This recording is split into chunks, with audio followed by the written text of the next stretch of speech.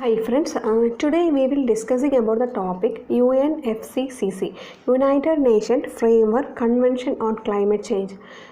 ഇത് വളരെ ഇമ്പോർട്ടൻ്റ് ആയിട്ടുള്ള ഒരു ടോപ്പിക്കാണ് four civil service examination and other degree level examination. അപ്പോൾ UNFCCC ഇതിൽ UN എന്ന് പറയുമ്പോൾ United nation framework convention on climate change. അതിൽ കൺവെൻഷൻ എന്ന് പറഞ്ഞാൽ എൻകറേജ് ചെയ്യുക എന്നർത്ഥം. ഒരു സമ്മേളനം എന്നാണ്, എൻകറേജ് ചെയ്യുന്ന ഒരു കമ്മിറ്റ്മെൻറ്റാണ് ഇവിടെ ഉള്ളത്. അപ്പോൾ UN ആണ് ഇത് അഡോപ്റ്റ് ചെയ്തിട്ടുള്ളത്. അപ്പോൾ ഇതിന് വേണ്ടിയിട്ട് ബാക്ക്ഗ്രൗണ്ട് പ്രൊസീജിയർ എന്തൊക്കെയാണ് നടന്നിട്ടുള്ളത് എന്നുള്ളത് നോക്കാം. UN ഒരു സബ്മിറ്റ് കോൺഫറൻസ് നടന്നിട്ടുണ്ടായിരുന്നു. എൻവിറോൺമെൻറ്റ് ആൻഡ് ഡെവലപ്മെൻറ്റിന് വേണ്ടിയിട്ടുള്ള ഒരു കോൺഫറൻസ് ആയിരുന്നു അത്. റിയോ ഡി ജനീറോയിൽ ജൂൺ 1992 അത് നടന്നത്. ആ സമയത്ത് ഒരു മൾട്ടിലാറ്ററൽ ലീഗൽ ഇൻസ്ട്രുമെൻറ്റ് ഉണ്ടാക്കി. അത് ക്ലൈമറ്റ് ചേഞ്ച് പ്രോബ്ലംസിന് വേണ്ടിയിട്ടുള്ള ഒരു മൾട്ടിലാറ്ററൽ ലീഗൽ ഇൻസ്ട്രുമെൻറ്റ് ഉണ്ടാക്കി. അത് UN first multilateral legal instrument ആണ് ഇത്. അതാണ് UN framework convention on climate change എന്ന് പറയുന്നത്. 1992 UNFCCയിൽ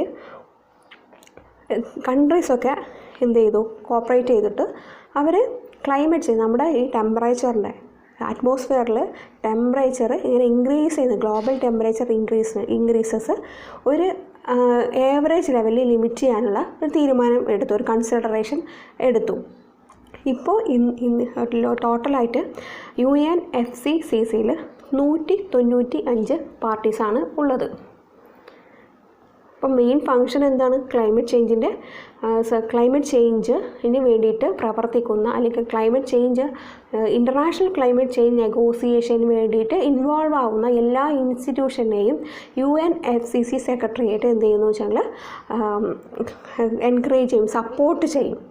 അപ്പോൾ ഏതൊക്കെയാണ് all institutions climate change negotiation, international climate change നെഗോസിയേഷന് വേണ്ടിയിട്ട് പ്രവർത്തിക്കുന്ന ഏതൊക്കെ ഇൻസ്റ്റിറ്റ്യൂഷനാണ് ഉള്ളത്, ആരൊക്കെയാണ് സപ്പോർട്ട് ചെയ്യുന്നു എന്നുള്ളത് നോക്കാം. ഫസ്റ്റ് വൺ ഈസ് കോപ്പ് എന്ന് പറഞ്ഞാൽ conference of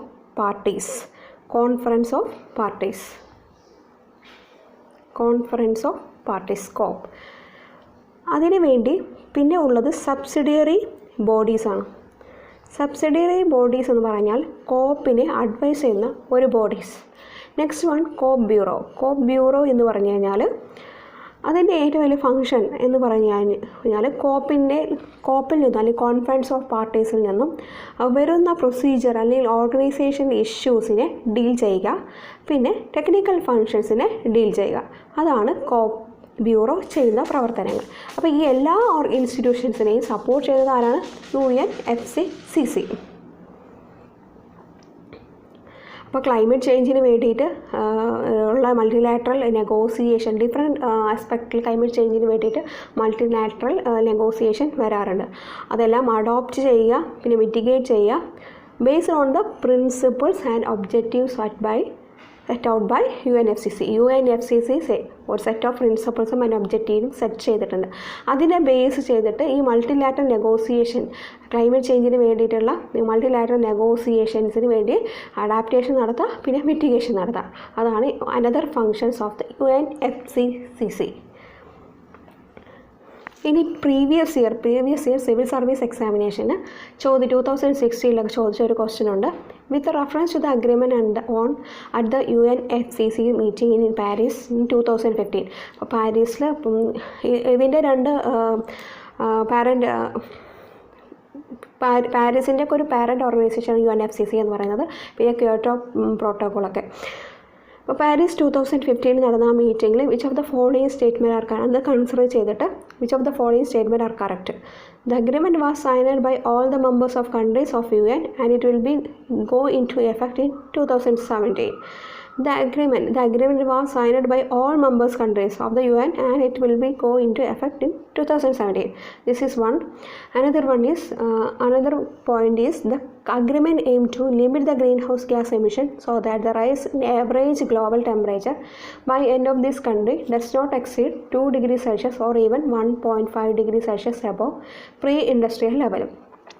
Developed countries acknowledged their historical responsibility in global warming and committed to donate $1,000 billion a year from 2020 to help developing countries to cope with climate change. അപ്പോൾ which is the correct answer using the code given below? അപ്പോൾ ഇതിൽ നോക്കിക്കഴിഞ്ഞാൽ 2 എന്ന് പറയുന്ന ഒരു point മാത്രമേ correct ഉള്ളൂ. അപ്പോൾ 2 ആണ് ഇതിൻ്റെ ആൻസർ. അങ്ങനെ 2016 വന്ന ഒരു ക്വസ്റ്റ്യൻ ആണ്. പിന്നെ അനദർ ക്വസ്റ്റ്യൻ ആണ് which of the pair is correctly matched terms sometime and their origin.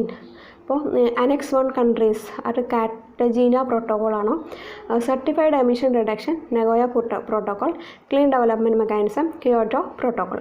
ഇതിൽ മൂന്നാമത്തത് മാത്രമേ ശരിയുള്ളൂ.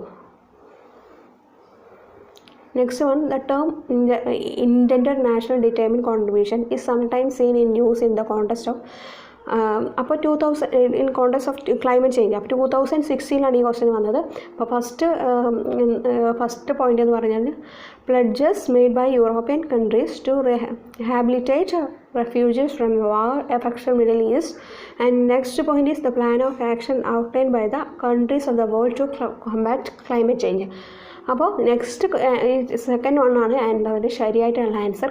അപ്പോൾ ഇങ്ങനത്തെ ഇത്രയും വരുന്ന ക്വസ്റ്റ്യൻസിന് നമുക്ക് മനസ്സിലാക്കാൻ പറ്റുന്നത് UNFCCCനെ കുറിച്ചിട്ട് അറിഞ്ഞാൽ മാത്രമേ ബാക്കിയുള്ള കാര്യങ്ങൾ ക്ലൈമറ്റ് ചേഞ്ചിന് വരുന്ന പ്രോബ്ലംസും പിന്നെ അതിൽ വരുന്ന ടേംസും നമുക്ക് മനസ്സിലാക്കാൻ പറ്റുള്ളൂ. അപ്പോൾ സിവിൽ സർവീസ് എക്സാമിനേഷൻ ആണെങ്കിലും അതർ എക്സാമിനേഷൻ ആണെങ്കിലും ഇപ്പോൾ ഏറ്റവും കൂടുതൽ ചോദിക്കുന്ന ഒരു ഭാഗം എന്ന് പറയുകയാണെങ്കിൽ ക്ലൈമറ്റ് ചേഞ്ചാണ്, എൻവിറോൺമെൻറ്റിലെ ക്ലൈമറ്റ് ചേഞ്ചാണ്. അപ്പോൾ ആ ക്വസ്റ്റ്യൻസ് എങ്ങനെ നമ്മൾ നേരിടുക എന്നുള്ളത് നമുക്ക് പ്രീവിയസ് ഇയേഴ്സ് ക്വസ്റ്റ്യൻ പേപ്പറിൽ നിന്നാണ് മനസ്സിലാക്കാൻ പറ്റുന്നത്. അപ്പോൾ ഈ ഒരു term intended national determine contribution എന്ന് പറയുന്നത് ഒരു ആ ടേം നമ്മൾ അറിയണമെങ്കിൽ നമ്മൾ UNFCCൻ്റെ ഓരോ പ്രൊസീജിയറും കാര്യങ്ങളൊക്കെ അറിയണം. ആ പ്രൊസീജിയറും കാര്യങ്ങളൊക്കെ അറിയണമെങ്കിൽ എന്താണ് UNFCC എന്നുള്ളത് അറിഞ്ഞിരിക്കാനും വേണം. അതിൻ്റെ സെക്രട്ടേറിയറ്റ് എന്താണ്, അതിൻ്റെ ഫങ്ഷൻ എന്താണ് എന്നുള്ള കാര്യങ്ങളൊക്കെ നമ്മൾ അറിഞ്ഞിരിക്കണം. ഇനി അടുത്തൊരു 2014 ഒരു ക്വസ്റ്റ്യൻ ആണ് with reference to the global environment facility which is the following statement are correct. അപ്പോൾ ഇതിൽ ഫസ്റ്റ് ആൻസർ ആണ് correct. It serve as a financial mechanism for convention on biological diversity and united nation framework convention on climate change. അപ്പോൾ ഓരോ ടേമാണ് ചോദിക്കുന്നത്. അപ്പോൾ UNFCCയുടെ climate ചേഞ്ചിനെ കുറിച്ച് ചോദിക്കുകയാണെങ്കിൽ ഓരോ ടേം 2014 മെയിൻസിൻ്റെ ക്വസ്റ്റ്യൻ UNFCCനെ കുറിച്ചിട്ട് 2014 മെയിൻസ് ക്വസ്റ്റ്യൻ നോക്കിയാൽ show the pursuit of carbon credit and clean development mechanism setup under UNFCCC be maintained even though there has been massive slide in value of carbon credit. Discuss with respect to India energy needs for economic growth. But should the pursuit of carbon credit and clean development mechanisms set up under UNFCCC be maintained and even though there has been a massive slide in value of carbon credit? Discuss with respect to India energy needs for economic growth. ഈ ഒരു questions ഇതിലും UNFCCയുടെ key points carbon credit എന്നുള്ള word, clean development mechanism, ഇതൊക്കെ അവരെടുത്തിട്ടുള്ള ഓരോ സ്ട്രാറ്റജീസാണ്, ഓരോ പ്രോഗ്രാംസാണ്. അപ്പോൾ ആ പ്രോഗ്രാംസിനെ കുറിച്ചിട്ടാണ് നമ്മൾ ക്വസ്റ്റ്യൻസ് ചോദിക്കുന്നത്. കമ്പയർ ഇന്ത്യൻ എനർജി നീഡ്സും കമ്പയർ ചെയ്യുന്നുണ്ട്. അപ്പോൾ ഇന്ത്യൻ ക്ലൈമറ്റ് ആക്ഷൻസും എന്ത് ചെയ്യുന്നുണ്ട്, കമ്പയർ ചെയ്യുന്നുണ്ട്. അപ്പോൾ അതിനെക്കുറിച്ചിട്ട് അപ്പോൾ UNFCCയുടെ all process and secretariat level ഡിസ്കഷനും നന്നായിട്ട് മനസ്സിലാക്കിയിട്ട് നമ്മുടെ ഇന്ത്യൻ ക്ലൈമറ്റ് സ്ട്രാറ്റജിയും കൂടെ മനസ്സിലാക്കിയിട്ട് അത് കമ്പയർ ചെയ്തിട്ട് അതിനെക്കുറിച്ച് എഴുതുന്നതാണ് മെയിൻസ് ലെവൽ എക്സാമിന് വരുന്നത്. അപ്പോൾ കോവിഡ് കണ്ടീഷന് ശേഷം ഇനി മെയിൻസിലെ ക്വസ്റ്റ്യൻസ് മേ ബി UNFCCയെ കുറിച്ചിട്ടുള്ള ക്ലൈമറ്റ് ആക്ഷൻസിനെ കുറിച്ചിട്ടുള്ള ഒക്കെ വരാൻ സാധ്യത കൂടുതലാണ്. അപ്പോൾ ഓൺ റൈറ്റ് സ്വന്തമായിട്ട് ഒരു റൈറ്റ് ചെയ്യണമെങ്കിൽ നമുക്ക് ഇൻഫർമേഷൻ അറിഞ്ഞിരിക്കണം, നല്ല കീവേഡ്സും കാര്യങ്ങളൊക്കെ അറിഞ്ഞിരിക്കണം. അപ്പോൾ UNFCCയെ കുറിച്ചിട്ടും അതിൻ്റെ ക്യോട്ടോ പ്രോട്ടോക്കോളും പാരീസ് അഗ്രിമെൻറ്റും ഓരോ വർഷം എടുക്കുന്ന ക്ലൈമറ്റ് ചേഞ്ചിന് ആക്ഷൻസൊക്കെയാണ് നമ്മൾ കൂടുതലായി അറിഞ്ഞിരിക്കേണ്ടത്. പിന്നെ ഓൺ ഡെവലപ്മെൻറ്റും നമുക്ക് ഉണ്ടായിരിക്കണം for writing the mains examination. ഇനി UNFCCയുടെ സെക്രട്ടേറിയറ്റ് എന്തിനാണെന്നുള്ളത് നമുക്ക് നോക്കാം. 2015 പാരീസ് അഗ്രിമെൻറ്റ് നമുക്കറിയാം. ആ അഗ്രിമെൻറ്റ്, ആ ട്രീറ്റി എന്ന് പറയുന്നത് നമ്മുടെ UNFCCയുടെ പാരീസ് അഗ്രിമെൻറ്റ് എന്ന് പറയുന്നത് UNFCC അതിൻ്റെ പാരൻറ്റ് ട്രീറ്റിയാണ്. പിന്നെ ക്യോട്ടോ പ്രോട്ടോക്കോളും അതിൻ്റെ പാരൻറ്റ് ട്രീറ്റിയാണ്. ക്യോട്ടോ പ്രോട്ടോക്കോൾ 1997 വന്നത്, 1997. പിന്നെ 2015 പാരീസ് അഗ്രിമെൻറ്റ് വന്നത്. ഇൻറ്റൻഷൻ എന്തായിരുന്നു? 1.5 ഡിഗ്രി സെൽഷ്യസ് ഓറയപ്പോൾ ഇൻഡസ്ട്രിയൽ ലെവലിൽ എന്ത് ചെയ്യുക, ടെമ്പറേച്ചർ ഗ്ലോബൽ ആവറേജ് ടെമ്പറേച്ചർ കുറച്ച് കൊണ്ടുവരിക. ഇതാണ് അതിൻ്റെ ഒരു main aim of the Paris agreement. And Kyoto protocol എന്താണെങ്കിൽ ഇത് അൾട്ടിമേറ്റ് ഒബ്ജക്റ്റീവ്. പ്രോട്ടോക്കോൾ എന്ന് പറയുമ്പോൾ അത് ചെയ്തിരിക്കണം എന്നുള്ള രീതിയായിരുന്നു. അപ്പോൾ അൾട്ടിമേറ്റ് ഒബ്ജക്റ്റീവാണ് 3 അഗ്രിമെൻറ്റ്സിൽ. ഇതൊക്കെ അൾട്ടിമേറ്റ് ഒബ്ജക്റ്റീവ് UNFCCയുടെ ഏറ്റവും അൾട്ടിമേറ്റ് ഒബ്ജക്റ്റീവ് എന്ന് പറയുകയാണെങ്കിൽ ഗ്രീൻ ഹൗസ് ഗ്യാസ് കോൺസെൻട്രേഷൻ ആയിരുന്നു. Stabilise the green house gas concentration. നമ്മുടെ ക്ലൈമറ്റ് ചേഞ്ച് കൊണ്ട് നമ്മൾ ഡേഞ്ചറസ് ആയിട്ടുള്ള പ്രോബ്ലംസിൽ നിന്നൊക്കെ തടയാൻ വേണ്ടി, സസ്റ്റൈനബിൾ ഡെവലപ്മെൻറ്റിന് വേണ്ടിയിട്ടൊക്കെ നമ്മുടെ എക്കോസിസ്റ്റത്തിന് നല്ലൊരു നാച്ചുറൽ അഡാപ്റ്റേഷനൊക്കെ വേണ്ടിയിട്ട് ഗ്രീൻ ഹൗസ് ഗ്യാസ് കോൺസെൻട്രേഷനെ സ്റ്റെബിലൈസ് ചെയ്യുന്നതാണ് UNFCCയുടെ എയിം എന്ന് പറയുന്നത്, ഒബ്ജക്റ്റീവ് എന്ന് പറയുന്നത്.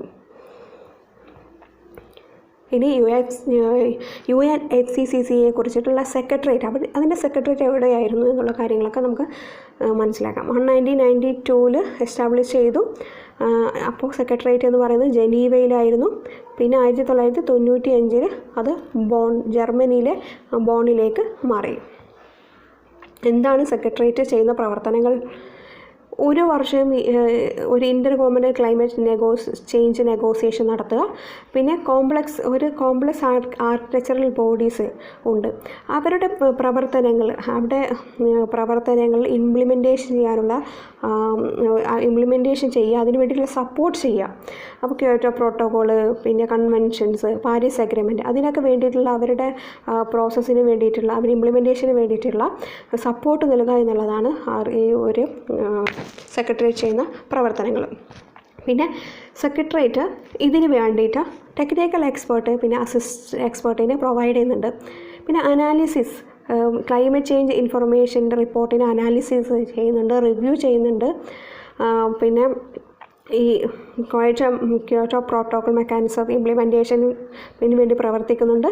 പിന്നെ നാഷണൽ ഡിറ്റർമിൻഡ് കോൺട്രിബ്യൂഷൻ എന്ന് പറയുന്ന അതിൻ്റെ ഒരു രജിസ്ട്രി മെയിൻറ്റെയിൻ ചെയ്യുന്നുണ്ട്. ഇത് പാരീസ് അഗ്രിമെൻറ്റിൻ്റെ അണ്ടറിൽ നിലവിൽ വന്നതാണ് നാഷണൽ ഡിറ്റർമിൻഡ് കോൺട്രിബ്യൂഷൻസ്. അത് മെയിൻറ്റെയിൻ ചെയ്യുന്നതും UNFCC ആണ്. മാത്രമല്ല ഇംപ്ലിമെൻറ്റേഷൻ ഓഫ് പാരീസ്, ഇതാണ് നമ്മുടെ key aspect of implementation of Paris agreement. ഈ പാരീസ് അഗ്രിമെൻറ്റിൻ്റെ ഏറ്റവും കീ ആസ്പെക്റ്റ് എന്ന് പറയുന്നത് ഈ ഒരു NDC nationally determined contribution maintain ചെയ്യുക എന്നുള്ളതാണ്. അപ്പോൾ അത് ആ റെക്കോർഡ് രജിസ്ട്രി മെയിൻറ്റെയിൻ ചെയ്യുന്നത് UNFCCC ആണ്. അപ്പോൾ സെക്രട്ടേറിയറ്റ് ഓർഗനൈസ് ചെയ്യും, സപ്പോർട്ട് ചെയ്യും. 2 and 4 നെഗോസിയേഷൻ സെഷൻ ഈച്ച് ഇയറിൽ നടക്കുന്നുണ്ട്. ഇപ്പോൾ റീസെൻ്റ് ഇയറായിട്ട് Marrakech partnership for global climate actions വന്നിട്ടുണ്ടായിരുന്നു. അതിന് സെക്രട്ടേറിയറ്റ് സപ്പോർട്ട് ചെയ്തിട്ടുണ്ട്. അതെന്താണെങ്കിൽ ഇതൊരു successful climate require to strong support from the wide range of actors and including region, cities, business, investors and all parts of civil society. ഇവിടുന്നൊക്കെ ഒരു non party സ്റ്റേക്ക് ഹോൾഡേഴ്സിനെ ഇതിൽ mingle ചെയ്യിക്കുന്ന അല്ലെങ്കിൽ mingle വരുന്ന രീതിയാണ് Marrakech partnership for global climate change. അപ്പോൾ അതിനെ റീസെൻ്റായിട്ട് UNFCC secretariat support ചെയ്തിട്ടുണ്ടായിരുന്നു. പിന്നെ secretariat regional climate weeks coordinate ചെയ്യാറുണ്ട്. എന്തിനാണെങ്കിൽ to drive the forward Paris അഗ്രിമെൻറ്റിൻ്റെ ഇംപ്ലിമെൻറ്റേഷനും അതിൻ്റെ റീജിയണൽ ലെവൽ ബിൽഡിംഗ് മെക്കാനിസവും പിന്നെ ന്യൂ ക്ലൈമറ്റ് ആക്ഷൻ പാർട്ട്ണർഷിപ്പൊക്കെ എടുക്കാൻ വേണ്ടിയിട്ട് ഒക്കെ കോർഡിനേഷൻ നടത്തുന്ന ഒരു സെക്രട്ടേറിയറ്റാണ് UNFCCCയുടെ സെക്രട്ടേറിയറ്റ് എന്ന് പറയുന്നത്. അപ്പോൾ നമ്മൾ ലക്ഷ്യം കൈവരിക്കാൻ ഒന്നില്ലെങ്കിൽ റീഡ് ചെയ്യുക, നല്ല റൈറ്റ് ചെയ്യുക, പിന്നെ റിപ്പീറ്റ് ചെയ്ത് പഠിക്കുക എന്നുള്ളത് മാത്രമേ സിവിൽ സർവീസ് എക്സാമിനേഷൻ നമുക്ക് പാസ്സാവാൻ പറ്റുള്ളൂ. It's my experience.